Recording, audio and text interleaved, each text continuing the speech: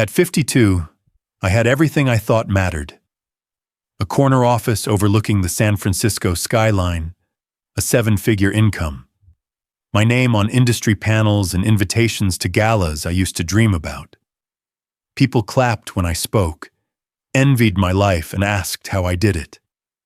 Then my son, barely 18, looked me in the eye on his hospital bed and said the 7 words that ended everything I believed about myself. "You're just the man who pays the bills." He didn't say it with anger.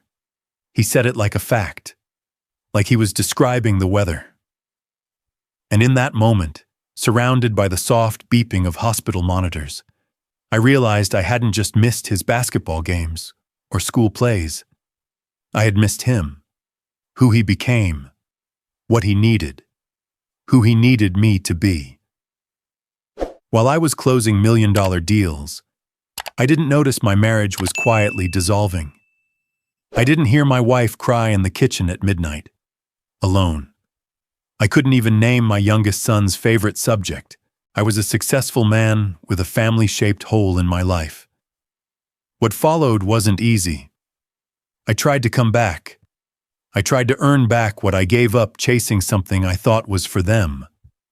But it was never about money. It was about presence, connection, time I couldn't buy back. If you've ever thought sacrificing family for career is worth it, you need to hear what happened next. My name is Carl Dawson. I'm 52 years old, and for a long time I believed I had cracked the code to life. I grew up in a small Oklahoma town, the kind where dinner was often a choice between pasta or nothing. My father was a mechanic, my mother a part-time waitress. I still remember the smell of engine grease mixed with the scent of burnt toast in our kitchen. That childhood scarcity fueled me. I swore I'd build a life where my family would never have to check price tags before dreaming. College was my first ticket out. I studied finance, took 3 jobs, and still managed to graduate near the top of my class.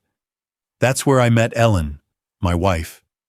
She was studying education and had this calm strength I never understood, but always needed. We married a year after graduation, rented a small apartment in Sacramento, and promised each other 2 things. We would never go to bed angry, and we'd build something better than what we had. By 30, I had landed a mid-level position at an investment firm. By 35, I was managing multi-million-dollar portfolios. Our 2 boys were born during those years. Lucas first, quiet and observant, then Caleb, full of energy and endless questions. Ellen paused her teaching career to stay home with them, something I said I'd repay once we got through this phase. But that phase stretched. Still, we had moments. Movie nights, pancake Sundays, bedtime stories. Our home was filled with the kind of laughter I never knew growing up. I felt like I was winning, not just in business, but in life. I used to call my office hours temporary sacrifices. I missed dinner? Tomorrow I'll be there. Missed Caleb's school play. We'll celebrate this weekend. Every missed moment came with a promise, and every promise was wrapped in another paycheck. One evening, Ellen and I sat on the porch watching the kids chase fireflies. She leaned into me and whispered, This is the real wealth, you know." I smiled, kissed her hair, and said, "I know." But even then, I was checking emails under the table. By the time I turned 40, we moved into a larger house just outside Palo Alto. I had built something real: stock options, a retirement plan, private schools. My mother cried when she visited and saw the guest room. "You did it," she said. "You made it." But somewhere along the way, the laughter at home got quieter. Not gone, just muted. At first I thought it was stress. I had started traveling more. Conferences in Chicago, clients in London. I told myself these were rare opportunities, The kind you take for the family. Ellen held down the fort. She always did. But one day, I came back from a 3-week Asia trip and found Lucas sitting at the kitchen table with his math workbook. He looked up and asked, "Dad, do you even know what I like?" I smiled, confused. "Of course I do. You like basketball and, He put his pencil down. "Never mind." The next day, I bought him a new iPad, top of the line, engraved his name on it. I found it untouched on the kitchen counter a week later. I brushed it off. Teenagers are moody. He'd come around. Ellen started sleeping in the guest room around that time. At first, she said it was her back. The mattress in our room was too soft. I believed her. Or maybe I just didn't want to dig deeper. She still made coffee for me every morning, still reminded me to take my vitamins. Everything looked normal on the surface, but we had shifted. Conversations became logistics. "I'll pick up Lucas. You get Caleb. The plumber's coming at 4. Don't forget the tuition deadline." We weren't arguing. We just weren't connecting. It was a Tuesday afternoon when I came home early from work. Ellen wasn't expecting me. I walked into the kitchen and found her at the table writing. She quickly closed the notebook when she saw me. "Working on a lesson plan?" I asked casually. She smiled too quickly. "Something like that."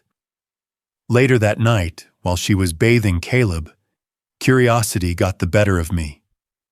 I opened the notebook. It wasn't a lesson plan. It was her journal.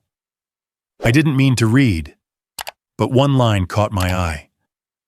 "I don't know when he stopped being my husband, but now he's just Carl, a man I live with." I closed the book. In that moment, a part of me shattered, not from what she wrote, but from how unsurprised I felt reading it. I hadn't noticed I'd become a guest in my own marriage.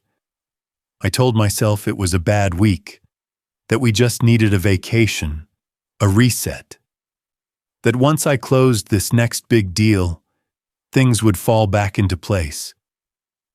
But the cracks weren't new. They'd been forming while I was out chasing something I couldn't even define anymore. And that was just the beginning. Lucas stopped coming down for dinner. At first it was subtle. He'd say he had homework, or he wasn't hungry. Then it became consistent. Closed door, headphones in, meals left untouched outside his room. When I knocked, the replies were always the same. "I'm busy. It's fine." Or silence. I'd ask Ellen, "Is he okay?" She'd shrug gently. "He's a teenager, Carl." But it wasn't just teenage moodiness. Something deeper had shifted. When I tried to engage, Lucas kept his eyes on his phone. I'd sit next to him and ask about school or basketball, and he'd nod or mumble. That boy who once ran into my arms after every game was now a stranger I couldn't reach. Ellen remained kind, soft-spoken, thoughtful, but her energy had changed. Her touch was measured, her smiles shorter. There was something empty behind her eyes, like the light had dimmed and she was running on routine. One evening, I brought home takeout from her favorite Italian place, the one we used to sneak off to before the boys were born. "Figured you deserved a break," I said, placing the bag on the kitchen counter. "Thanks," she said, forcing a smile. "You want wine?" We ate in near silence. The next morning, I boarded a flight to D.C. for the biggest award of my career, a state-level commendation for business innovation and job creation. It was the kind of moment I used to dream about in my parents' garage as a kid, standing on stage, applauded by governors and CEOs. I invited Ellen and the boys, sent them the itinerary, booked extra rooms. I didn't hear a confirmation, but I figured they'd surprise me.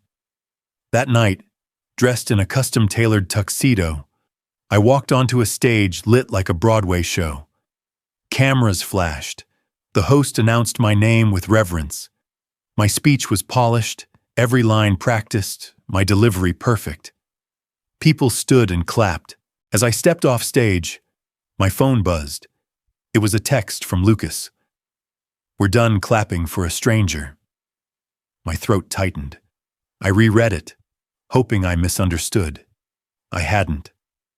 I stood there, surrounded by handshakes and champagne, but the applause faded into a blur. I was alone in a room full of admirers, none of whom mattered. When I got home 3 days later, the house was quiet. Too quiet. I walked through the front door and immediately sensed it. The stillness wasn't peaceful. It was hollow. No backpacks on the floor, no shoes by the door. The dining table was clear, no cereal boxes or homework sheets. I called out, "Ellen?" Nothing. "Boys?" Silence. I checked the bedrooms. Lucas's room was clean. Too clean. The posters were gone. The bed was made. Caleb's room was missing half his toys. Ellen's closet had gaps where her clothes used to hang. A note on the fridge. "We're staying with my mother. I need time to think. Please respect that." I read it 3 times before I sat down at the kitchen island, the same place we used to build Lego castles together. I waited for the panic to hit, the shouting, the accusations, but nothing came. Just quiet. I still believed it was temporary, a cooling off period. I texted Ellen, "Let's talk when you're ready. I love you." She didn't reply. Lucas didn't either. I tried focusing on work. I told myself it was just another bump. I'd fix it after the quarterly report. I'd take them on a trip. We'd reset. 2 weeks passed. Then, one Tuesday morning, I opened my inbox at the office and saw an unfamiliar subject line. "Dawson Family, Legal Notification." It was from a law firm. I clicked. "Dear Mr. Dawson, please be advised that we are representing Ms. Ellen Dawson in the initiation of divorce proceedings. A preliminary draft of the petition is attached. The formal filing will follow in 30 days, pending required disclosures." My vision blurred. I blinked, rereading it. Attached was a PDF. My name. Her name. Legal language.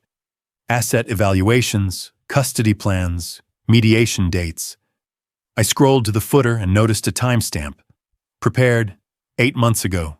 8 months. While I was giving speeches, closing deals, flying first class. My wife was preparing to leave me. She'd started the process long before I noticed anything was wrong. I leaned back in my chair, staring at the ceiling tiles. For the first time in years, I had no idea what to do. This wasn't a bump. This was a chasm I hadn't even seen coming. And I was already halfway down the fall. The boardroom was silent, save for the soft hum of the projector and the occasional shuffle of papers. I was mid-pitch, closing what could have been a record-breaking deal. The kind of contract that lands you on the cover of business magazines. My voice was steady, my data airtight. All eyes were on me. My phone buzzed once, then again. I glanced at the screen. Lucas. I flipped it over. I'd call him after. Buzz, buzz, buzz. By the 5th call, I felt the familiar twinge of annoyance. God, what now? I muttered under my breath, silencing the phone. I wrapped up the presentation with my signature closing line, shook hands, and received polite applause from the partners. As I stepped out into the hallway, my assistant rushed toward me, face pale. "Mr. Dawson?" she said, breathless. "Your wife's been trying to reach you. It's urgent. Your son's in the hospital." Everything in me froze. I didn't ask questions. I just ran, out the door, into the car, straight to St. Mary's General. The drive was a blur of red lights, horns, and my own heartbeat pounding in my ears. When I arrived, Ellen was sitting alone in the waiting area. Her eyes were red, her hands clasped tight in her lap. She didn't look up when I called her name. "What happened?"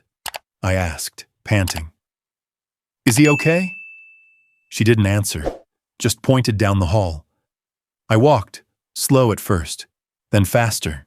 My legs moved, but I felt detached from them. At the door to Lucas's room, a nurse gave me a quiet nod and stepped aside. There he was, my son. Pale, bandaged, an IV in his arm. Machines beeped rhythmically beside him. Caleb sat in the corner holding his brother's hand. I hadn't even realized he was there. What happened?" I whispered. "Car accident," Caleb said. "He was crossing the street. A truck ran a red light." I staggered back a step. The ground beneath me felt soft, unreliable. A few hours later, Lucas stirred. I moved to the edge of the bed, gripping the railing. "Hey, buddy, I'm here. I'm right here." He opened his eyes, blinked slowly. Then he looked at me, not with fear, not with love, with emptiness. "You're not my dad," he said flatly. "You're just the man who pays the bills." No one spoke. The words hung there, thick and sharp. I waited for the sting to fade. It didn't. I opened my mouth to speak. Nothing came out. Lucas turned his head to the window. I stood there for another minute, unsure whether to cry or scream or run. In the end, I did none of those things. I just left. Back home, the house felt colder than usual. Not physically, emotionally. It had walls, lights, furniture, but no soul. I walked straight to the bathroom, flicked on the light, and stared into the mirror. The man staring back at me was tired, wrinkled, hollow-eyed. He looked like someone who hadn't slept in weeks. Someone who had built everything except the one thing that mattered. Without thinking, I clenched my fist and drove it into the mirror. The glass shattered instantly. Cracks spidered out in every direction. My reflection fractured into 100 versions of myself, each more unfamiliar than the last. I stared at the broken shards. My knuckles bled, but I felt nothing. Then I did something I hadn't done in years. I cried. Not polite tears, not controlled emotion. I broke, completely, violently, alone. The next morning, I called my office. "I need to take some time," I told my assistant. "You'll need to clear that with Mr. Wilkins," she replied, hesitantly. So I did. I called my boss. He didn't even let me finish. "Carl," he said sharply, "you've been tapped to lead the national expansion. We announce it next quarter. This isn't the time for a sabbatical." "My son was in the hospital," I said. "He nearly died. I need to be with my family." He paused, then sighed. "We all have families, Carl. The difference is you've always known how to compartmentalize. You don't get to the top without some sacrifice." My fingers tightened around the phone. "I'm not asking," I said quietly. "I'm telling you, I'm stepping away." A pause, then laughter, cold and short. "If you walk away now, you don't come back. You choose. This family," he said, referring to the company, "or the one you clearly neglected until it nearly fell apart." I hung up. Then I typed a resignation letter. Effective immediately. I didn't send it to HR. I sent it to everyone. The partners, the board, my team. No grand farewell, no press release. Just a man walking away from the empire he built. Because the foundation had already crumbled beneath him. For the first time in years, I started showing up. Not just physically, but really showing up. Every school event, I was there, usually sitting in the back, unsure if I belonged. At Caleb's soccer game, I stood alone on the sideline, clapping too late, cheering too loud, trying to remember the rules. When he scored, he didn't look at me, but I clapped anyway. I started cooking dinner, burned it the first few nights. Caleb joked, "We need fire insurance." Lucas didn't say anything. He just picked at his plate and excused himself early. Ellen ate in silence.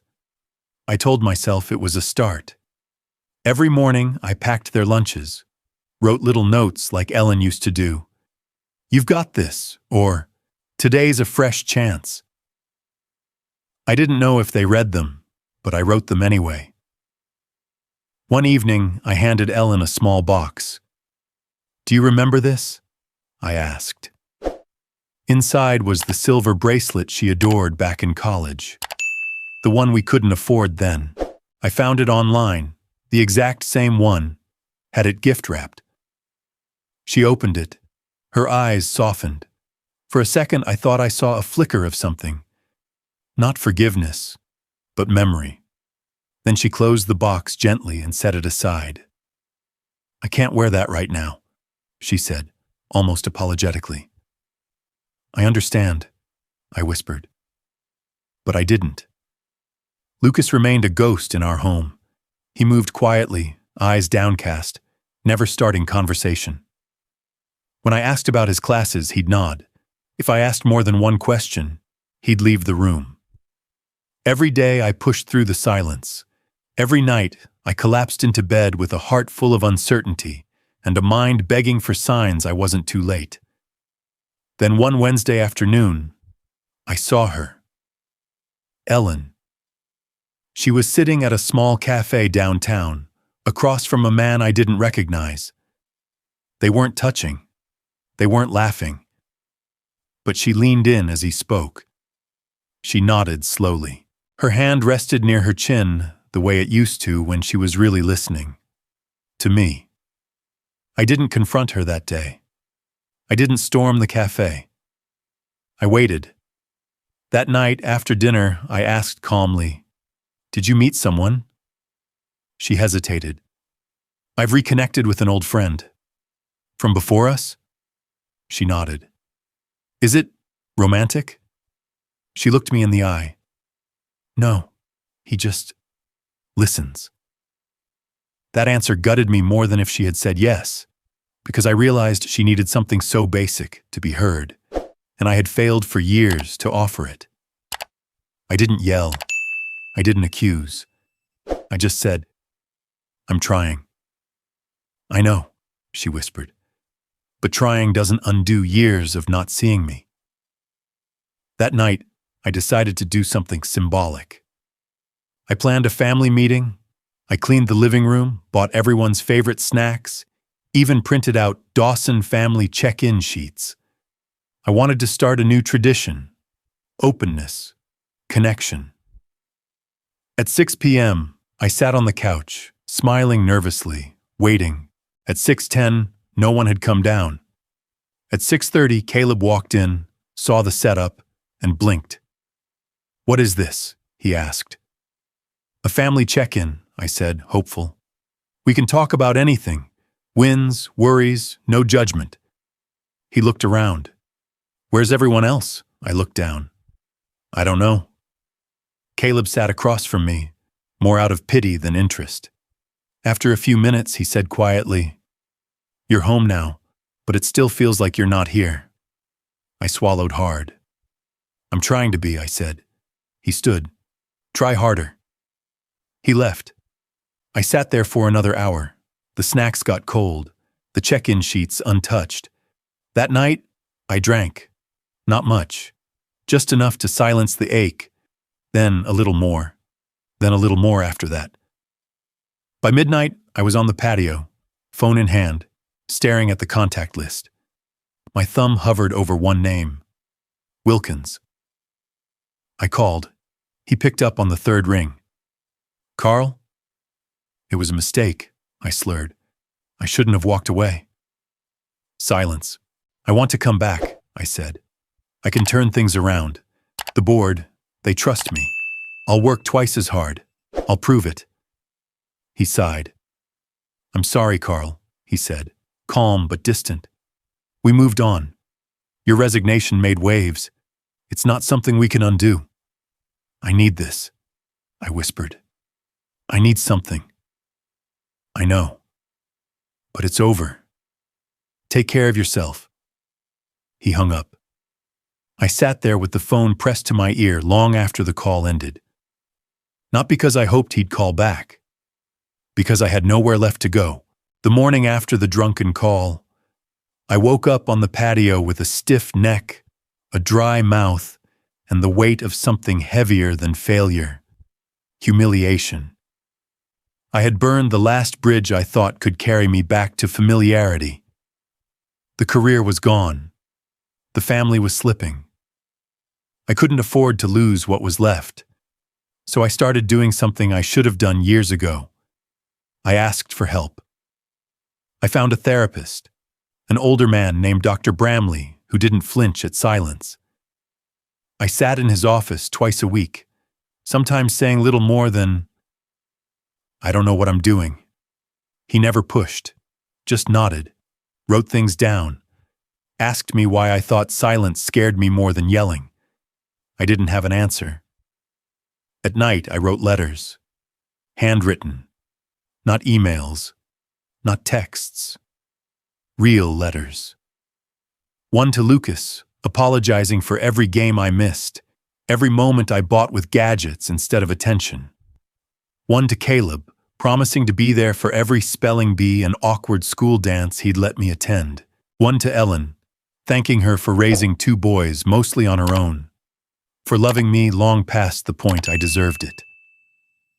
I left the letters on their pillows. No one mentioned them. But I saw Ellen reading hers in the kitchen late one night, wiping her eyes quietly. I stopped asking for attention. I stopped expecting hugs or smiles or conversation. I just worked. I cleaned the yard, restored the garden beds Ellen used to tend. I cooked breakfast every morning, even when no one ate it. I packed lunches. I waited outside school for Caleb without him asking. One Tuesday afternoon, Lucas stepped into the kitchen while I was chopping onions. His voice was flat, almost mechanical. "Do you know what my GPA is?" I paused, unsure if it was a test or a trap. "Yes," I said. "It's 3.9 this semester. You struggled in chemistry but pulled it up. Your English teacher wrote you a recommendation for Stanford's summer program." He blinked, then gave a slow nod. "Okay," he said, and walked out. It wasn't a breakthrough, but it was a crack in the wall. A few days later, he came to me with 2 tickets in hand. "Concert this Saturday," he said. "One of my favorite bands. You don't have to like the music, just be there." "I'd love to," I said, stunned. Saturday came. We drove in silence, but it wasn't uncomfortable. The venue was crowded, loud, chaotic, everything I had spent years avoiding. But I stood beside him, watching his eyes light up with every chorus. Halfway through the 3rd song, he leaned in and said, "I'll be right back." I nodded. He never returned. I waited through the rest of the set, scanning the crowd, my chest tightening with each passing minute. I checked the restroom, the lobby, the parking lot. Gone. I drove home alone. I didn't cry. I didn't call. I just accepted it. The next morning, I found an envelope on the kitchen table. My name, written in Lucas's handwriting. Inside, a note. "I couldn't stay. It was too much. But for the first time in years, I wanted you there. That's something. I'm not ready to forgive, but I'm not trying to push you away anymore either. Just give me time." I held the paper like it was made of glass. The following nights, Ellen began lingering in the kitchen after dinner. She didn't talk much, but she didn't walk away either. One night, while I was wiping the counters, she asked, "Did you always think you were doing the right thing?" I turned to face her. "No. I thought I was doing the necessary thing. Turns out they weren't the same." She nodded. 5 minutes, she said. Each night. Just talk to me. Nothing heavy. I agreed. We talked about the weather, her students, my therapy, what Caleb drew in art class. Small things, but it was something. 2 weeks passed. Then, one ordinary Thursday morning, I came down to the kitchen to find 2 mugs on the counter. Steam rising from both. Ellen stood at the sink, pouring orange juice. "I made yours the way you like it," she said, without turning. I stood frozen. For 4 years, I had made my own coffee. This wasn't just caffeine. This was a gesture, a bridge, an offering. "Thank you," I said quietly, taking the mug. She turned to face me. "It's just coffee." "No," I said. "It's not." She didn't reply, just smiled, a real one this time, and sat at the table with me. We drank in silence, and for the first time in a long time, it wasn't empty. It was full of possibility. 6 months later, I was standing in front of a group of fathers in a community center gymnasium. Folding chairs, cold coffee, a dry erase board that barely worked. It wasn't glamorous, but it was real. And for the first time in my life, I felt useful without needing a title or a nameplate on a glass door. I told my story, the messy, broken truth of it, the career I chased, the family I nearly lost, the son who said 7 words that shattered my identity, and the long road back. They listened. Some nodded. Others looked away, probably thinking of their own kids, the missed birthdays, the quiet wives. Afterward, a young dad pulled me aside. "How do you know when it's too late?" he asked. I smiled. "You don't. So act like it's not." That became my mantra. Word spread. I started mentoring at local schools, running father-son retreats. Not because I was perfect, but because I wasn't. I had failed publicly and rebuilt privately. That counted for something. One Saturday afternoon, Lucas came into the living room wearing a collared shirt, the kind he used to complain about. "I want you to meet someone," he said. We drove to a nearby cafe and he introduced me to his girlfriend, a warm, sharp-eyed young woman named Hannah. "This is my dad," he said, resting a hand on my shoulder. "Not the guy who pays the bills, the real one." I looked at him. That one sentence undid years of silence, years of distance. My throat tightened, but I just nodded. Hannah smiled. "He talks about you a lot," she said. "Says you're the reason he believes people can change." Later that month, we planned a family trip, the first real vacation in over a decade. Ellen suggested the mountains. Caleb wanted the beach. We compromised with a cabin near the coast, forest out back, ocean out front. When we packed, no one brought a laptop, not even me. We cooked together, hiked, played board games, argued over who snored the loudest. Caleb won. One evening, as the sun dipped behind the trees, I sat on the porch watching my sons toss a frisbee. Ellen sat beside me, hand in mine. "No emails?" she teased.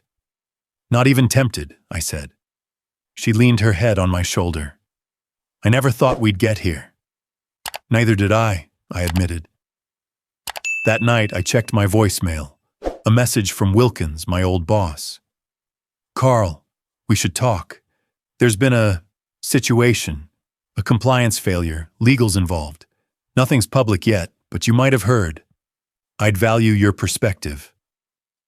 I hadn't heard, but it didn't surprise me. I Googled it. The company was under investigation. Stock was plummeting. Media vultures were circling. I knew the systems. I could have blown the whistle, gone on record, maybe even profited. I closed the laptop. The next day, I called Wilkins. "You were right," he said. "We stretched too far." "I'm sorry to hear that," I said. "You could come back," he added, tentative. "Not full-time, consultant, help clean it up." I thought of Lucas and Hannah, Caleb and his new sketches, Ellen's coffee waiting for me every morning. "No, thank you," I said. "I already have what matters." I hung up, smiling. Weeks later, I updated my will. The house, the savings, the stocks, it was all going to my family. But in the final paragraph I wrote, "What I leave behind isn't just assets, it's time. Time I didn't spend wisely at first, but eventually understood was life's only true currency. Spend yours better than I did." Lucas found it. He didn't say much, just folded it carefully and tucked it into a notebook he carried. A few months later, he started a blog. How I Got My Dad Back. He didn't show it to me right away. I stumbled across it one night when searching for a quote he'd shared with Ellen. He wrote about the concert, the letter, the silence, the mornings he saw me in the kitchen and felt unsure whether to say hello. He wrote about watching me cry when no one was looking, about the bracelet I gave Ellen, about the coffee she finally made again. He ended with a line that stopped me cold. Forgiveness isn't forgetting. It's deciding that love matters more than remembering the pain. That spring, they threw me a surprise birthday party. I walked into the backyard to a sea of lights, balloons, music, friends, family, laughter. Caleb had strung old family photos along the fence. Ellen stood at the grill, flipping burgers. Lucas was at the bar making mocktails. When it got quiet, Caleb stepped forward with a remote. "We made a little something," he said. The screen lit up. Home videos. Me holding him as a baby. Ellen dancing in the kitchen. Lucas opening his first bike. Our vacations, our failures, our recoveries. The final clip was Caleb, sitting in his room, speaking to the camera.